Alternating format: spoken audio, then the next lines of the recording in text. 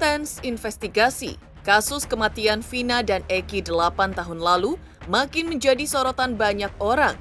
Tidak hanya para warga Cirebon dan warga net saja, tapi juga para kuasa hukum. Dan hal ini terjadi usai tertangkapnya salah satu diduga DPO kematian Vina, Peggy Setiawan alias Peron alias Robi Setiawan.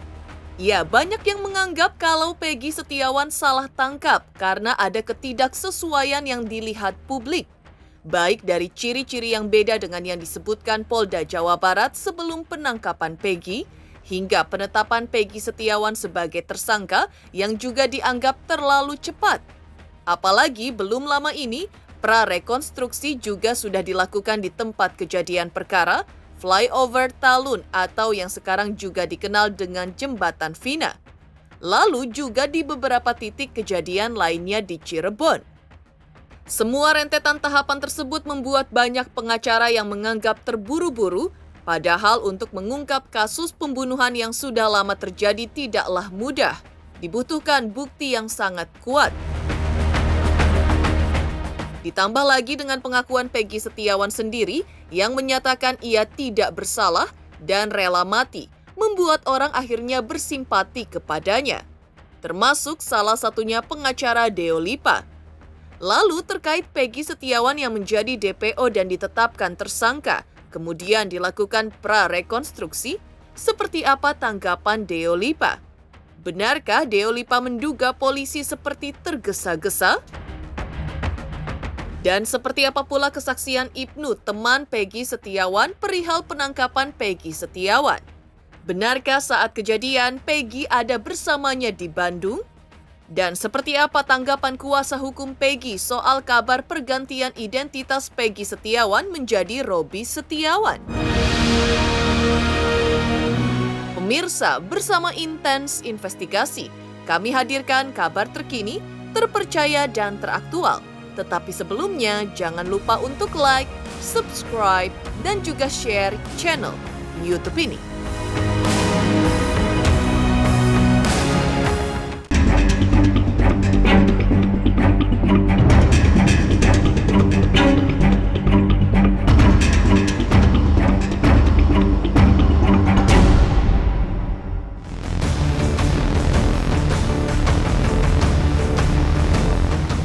Apa yang terjadi pada Peggy Setiawan memang menjadi pro dan kontra.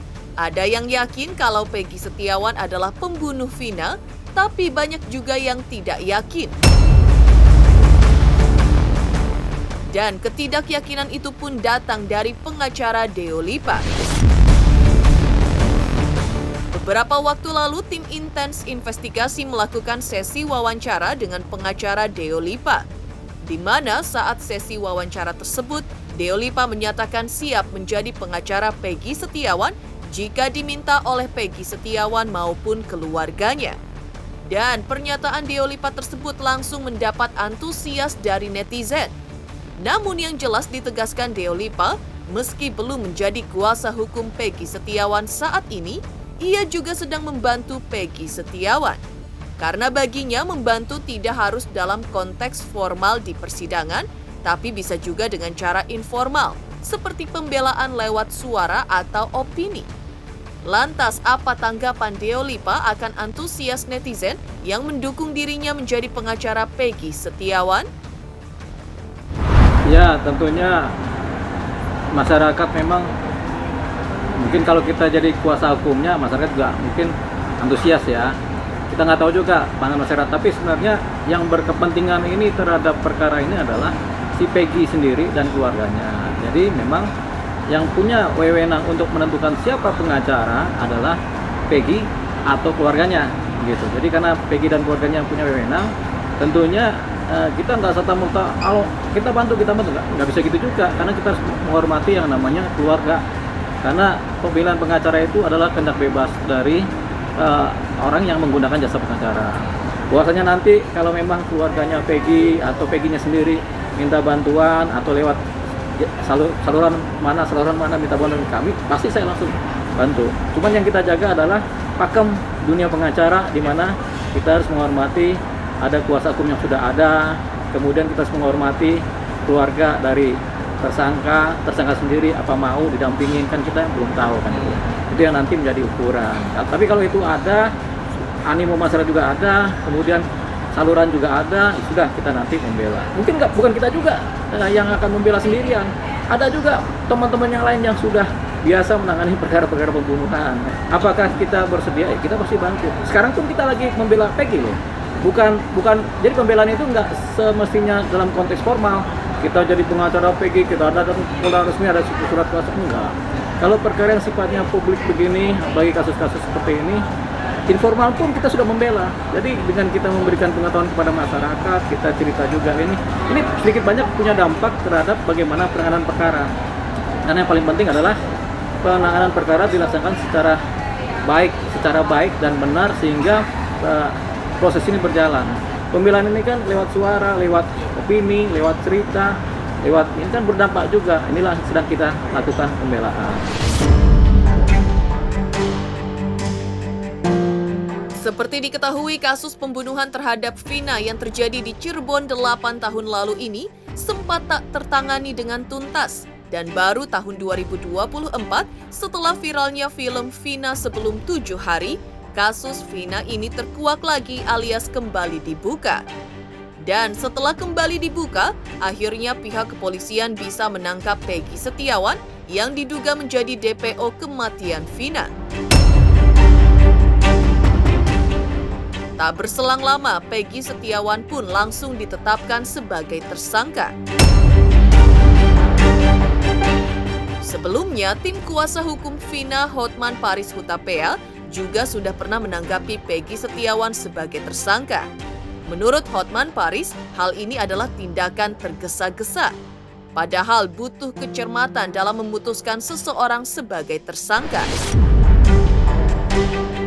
Terlebih lagi, 6 orang pelaku yang diminta lagi keterangannya oleh Polda Jawa Barat belum lama ini, 5 orang tidak menyebut Peggy Setiawan sebagai pelakunya, dan hanya 1 orang saja yang menyebut Peggy Setiawan sebagai pelakunya.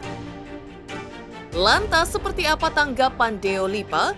Benarkah Deo Lipa juga menduga polisi seperti tergesa-gesa dalam menangkap dan menetapkan Peggy Setiawan sebagai tersangka karena adanya desakan dari netizen? Jadi terhadap Peggy yang dianggap sebagai pelaku DPO yang tertangkap, keluarga mengatakan menghimbau agar polisi jangan dulu terburu-buru. Karena ternyata sebelum Peggy ini ditetapkan sebagai pelaku DPO yang tertangkap, sudah di BAP 6 pelaku terpidana. Dan 5 mengatakan bukan Peggy pelakunya. Hanya 1 yang mengatakan. Memang ada lagi saksi yang mau diperiksa 2 orang lagi. Tapi dari pelaku utama, 5 mengatakan bukan Peggy pelakunya.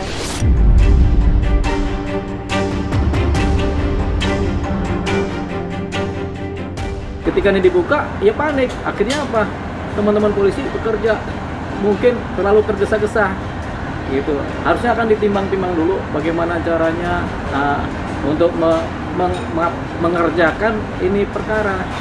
Jadi nggak bisa juga karena ada desakan yang datang dari film langsung spontanitas tuh bekerja, ini yang beresiko. Hasilnya ya sekarang ini akhirnya teman-teman polisi bagi saya juga rasanya menjadi gamang ini perkara jadi kemana-mana nih gitu kan, karena didesak sama masyarakat akhirnya main tangkap aja bisa jadi begitu kan. Ini yang kita sesalkan dari ketergesa-gesaan teman-teman penyidik khususnya di Polda Jawa Barat. Padahal kalau kemudian perkara ini walaupun ada film, ya santai aja dulu. Tetap aja digali lagi. Kenapa? Karena perkara ini kan 8 tahun yang lalu. 8 tahun yang lalu dan sudah diputus inkrah juga beberapa tersangka terdakwa ya. Nah kemudian ada isiannya juga gitu. Jadi nggak langsung karena ada film, kemudian ada desakan langsung buru-buru langsung tahu tiba-tiba ketangkep. Ini yang namanya terkesan tergesa-gesa. Menetapkan Peggy sebagai tersangka sebenarnya terlalu lama karena sudah 8 tahun. Itu yang pertama ya. Jadi harusnya ditetapkan sebagai tersangka itu ketika putusan inkrah. Ya, putusan yang resmi itu di 8 tahun lalu. Jadi tersangka kemudian ditetapkan dan dikejar, begitu. Sehingga dalam 3-6 bulan kemudian pasti dapat. Paling lama itulah, namanya kita tahu kan kinerja teman-teman polisi pasti cepat itu. Harusnya itu dijalankan. Sementara itu, Polda Jawa Barat juga telah menggelar prarekonstruksi pada 20 Mei 2024 lalu. Prarekonstruksi dilakukan usai Peggy Setiawan alias Peron yang disebut sebagai otak pembunuhan ditangkap. Prarekonstruksi digelar di beberapa titik lokasi, di antaranya di flyover Talun atau yang sekarang dikenal Jembatan Vina, dan prarekonstruksi ini akhirnya menyita perhatian warga. Dan hal ini juga tak luput dari perhatian Deo Lipa. Ditegaskannya, ia sangat menyayangkan mengapa baru sekarang dilakukan, seharusnya sejak 8 tahun lalu. Lantas benarkah Deo Lipa juga menilai langkah prarekonstruksi yang dilakukan polisi sebagai langkah yang terburu-buru? Mudah untuk mengatasi perkara lama, diangkat kembali dan ditetapkan tersangka yang baru kemudian diproses. Apalagi kemarin baru prarekonstruksi, terlalu cepat juga. Prarekonstruksi kan paling enggak kan, zaman dulu juga tuh udah harus tuh, 8 tahun lalu juga harus ada prarekonstruksi atau rekonstruksi, walaupun orangnya nggak ada direkonstruksi. Jadi ya orangnya nggak perlu ada, tetap aja rekonstruksi gitu. Nah tapi kalau sekarang malam-malam hari juga, aduh, ya akhirnya masyarakat timbul kesan bertanya-tanya. Nggak cuma masyarakat, pejabat-pejabat juga yang lihat ini juga, ini bagaimana nih kerjanya begini. Gitu. Jadi kesan tergesa-gesa itu ada dan kesan panik itu ada.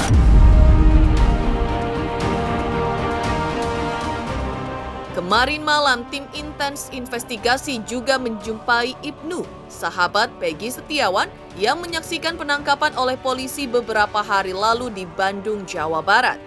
Dan Ibnu adalah teman seprofesi Peggy Setiawan sebagai kuli bangunan. Dan ia juga siap memberikan kesaksian buat Peggy Setiawan karena baginya sahabatnya itu adalah orang baik dan saat kejadian sedang berada bersamanya di Bandung. Lantas seperti apa kesaksian Ibnu perihal penangkapan Peggy beberapa hari lalu? Dan seperti apa tanggapan kuasa hukum Peggy soal kabar pergantian identitas Peggy menjadi Robby Setiawan? Ya kaget aja, ya was-was tuh, jadi orangnya baik sih soalnya. Jadi tuh saya tuh kaget dengarnya tuh, kok bisa yang orangnya baik, dia nggak terlibat geng-geng, dia nggak pernah melu geng, nggak pernah ikut geng tuh. Cuma ya kasihan aja tuh, jadi kaget. Kok ponakan saya dibawa gitu. Supaya nggak keciri namanya diganti di sananya Robby. Supaya namanya tuh bukan Peggy, Robby, ngakunya ponakannya. Supaya nggak keciri di istri sananya tuh. Ya, jadi bapaknya Peggy Setiawan itu Iya. ya kan masih punya istri, masih terikat perkawinan tuh di Cirebon, Ibu Sama Kartini yang saudara muncul saya. kan. Saudara Nah, saya. kemudian di sana itu punya istri lagi. Di Bandung. Nah, karena masih terikat perkawinan kan nggak cerai, jadi Iya. dia tidak mengaku punya istri sehingga anaknya pun si Peggy itu Iya. diakui ponakan. Ponakan, Istri aslinya itu ponakannya sebenarnya. tuh saya. Lantas, seperti apa juga Jokowi respon cuitan Hotman Paris dengan memerintahkan Kapolri langsung menangani kasus Vina? Pemirsa Intens Investigasi, jangan lupa saksikan terus Intens Investigasi. Dan pastikan jangan lupa untuk like, subscribe, share, dan juga komen jelang 3 juta subscribers channel Intens Investigasi. Halo, aku Hanum Ramantio, ayo subscriber Intens Investigasi jelang 3 juta subscriber.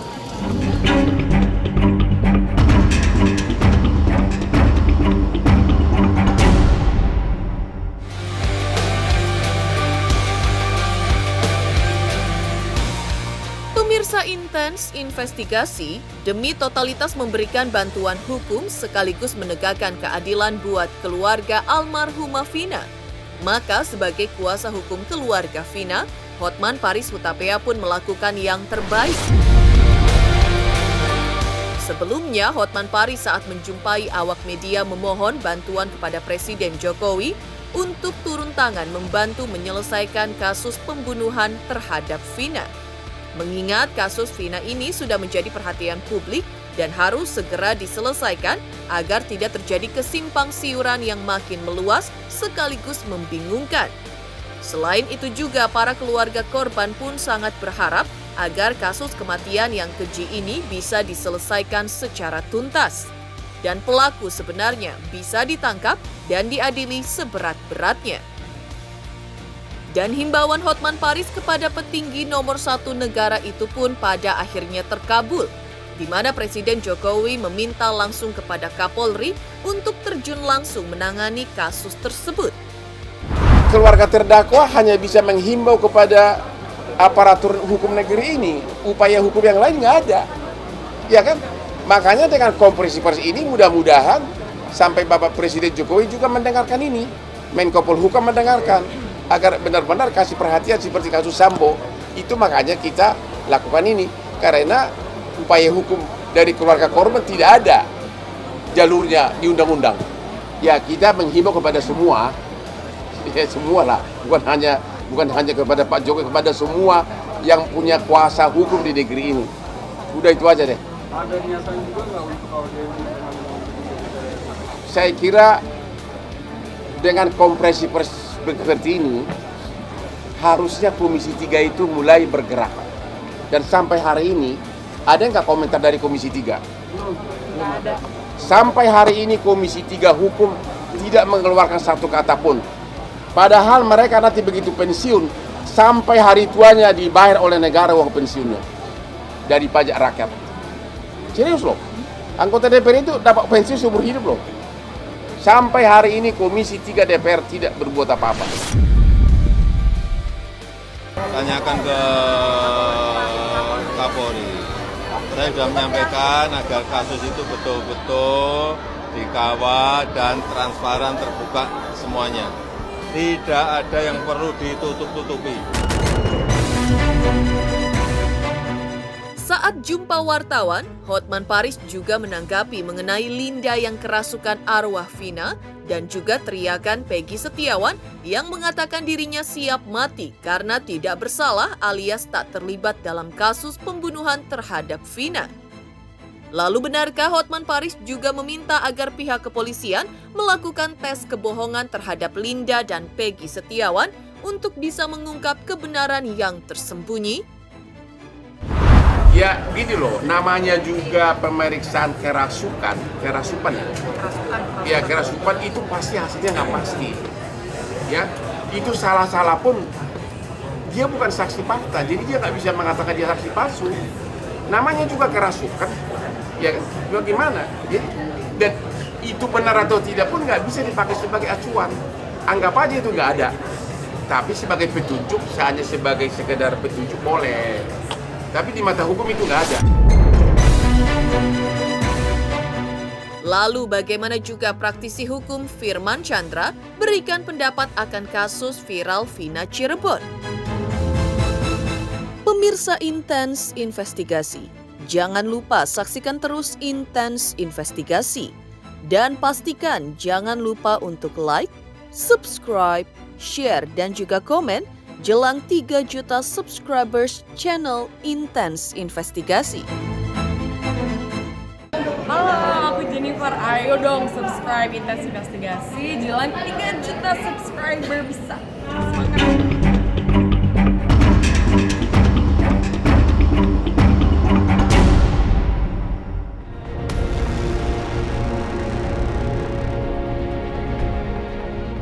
Kasus pembunuhan terhadap Vina di Cirebon pada tahun 2016 yang menjadi viral lantaran kasus tersebut sempat terpendam selama 8 tahun lamanya dan baru kembali dibuka pada tahun 2024 ini membuat Firman Chandra selaku praktisi hukum juga memberikan tanggapannya. Apalagi semenjak Polda Jawa Barat umumkan dihapuskannya nama 2 DPO lainnya, Dani dan Andi. Padahal sebelumnya sudah ada bukti perihal nama ketiga DPO yang merupakan fakta persidangan dan bahkan dalam amar putusan hakim. Di dalamnya tidak hanya mencirikan masing-masing DPO, tapi juga lengkap dengan jenis motor dan perlakuan jahat yang dilakukan. Namun mengapa baru-baru ini polisi menyebutkan jika 2 nama DPO tersebut dinyatakan sebagai nama yang fiktif? Dan satu-satunya DPO adalah Peggy Setiawan. Lantas, seperti apa pendapat Firman Chandra sebagai praktisi hukum akan kasus pembunuhan terhadap Vina yang menjadi viral hingga menyusutnya 2 DPO yang telah ditetapkan sejak tahun 2016 silam? Memang kasus Vina Cirebon ini kasus yang kalau menurut saya miris gitu lah. Ada sebuah kejahatan kemanusiaan, penghilangan nyawa orang. Karena di situ menghilangkan nyawa orang itu kan dimasukkan dalam pasal 340 KUHP gitu. Dan yang lainnya dijungtokan dengan pasal 18 dan pasal 55 turut serta. Nah, disinilah yang membuat hal yang semestinya bisa terbuka karena ini masuk ke ranah viral dan masuk ke ranah pidana, akhirnya membuat hal-hal yang kita sebut tugas atau tupoksi dari penyidik dalam hal ini kepolisian, Polres, kemudian dibantu oleh Polda Jawa Barat dan mungkin akan Bareskrim masuk juga. Ini menjadi terlalu luas gitu. Semestinya kasus yang memang di wilayah yurisdiksi Cirebon, biarkan saja kepolisian Cirebon yang menghandle. Karena saya meyakini kepolisian Cirebon juga sangat profesional di situ. Akhirnya apa yang terjadi? Penyidik yang sudah bekerja keras, dan saya yakin penyidik di Polres Cirebon, Kabupaten Cirebon, itu sangat kerja keras, bisa 24 jam untuk menyidik kasus ini, dan bisa jadi kasus-kasus lainnya jadi priority nomor 2, nomor 3 gitu. Karena apa? Karena ini sudah menasional gitu. Dan banyak hal yang kami sebagai praktisi hukum, sebagai pengacara, sebagai lawyer melihat kok ada hal yang secara fairness atau keadilan kurang. Masyarakat Indonesia itu pengen mendapatkan keadilan, pengen mendapatkan informasi keadilan. Siapa sih sebenarnya pembunuh pasangan ini? Kalau memang sudah fair, sudah clear, jabarkan saja ke masyarakat gitu lah. Tentunya kepolisian harus bisa menjadi humas, public speaking yang hebat gitu loh, untuk bisa menjelaskan agar kisah kasus ini tidak panjang lagi. Katakanlah DPO kan sudah dipublish lewat sebuah tempat yang namanya persidangan. Kalau memang 3 DPO itu yang harus dicari. Kami menyadari bahwa kepolisian juga agak sulit untuk mencari DPO yang lain. Akhirnya merevisi, mengkoreksi DPO menjadi 1. Nah, dengan DPO menjadi 1, 2 laginya kemana? Apakah dianggap itu betul-betul hilang atau memang polisi hilaf? Karena ingat bahwa di persidangan itu, di pengadilan, sudah disampaikan ada 3 DPO waktu 2016 tersebut. Nah, Peggy atau Perong itu punya hak untuk tidak mengakui bahwa dia adalah tersangka. Tapi kalau polisi yakin, Hakul yakin, nggak apa-apa. Masukkan ke tahap 2. Tahap 2 itu artinya diserahkan ke kejaksaan untuk diproses di persidangan di pengadilan negeri. Kalau memang di Cirebon berarti pengadilan negeri Cirebon, kira-kira begitu. Demikian pemirsa kabar terkini, terpercaya dan teraktual yang kami hadirkan hari ini. Pemirsa Intens Investigasi, jangan lupa saksikan terus Intens Investigasi dan pastikan jangan lupa untuk like, subscribe, share dan juga komen jelang 3 juta subscribers channel Intens Investigasi.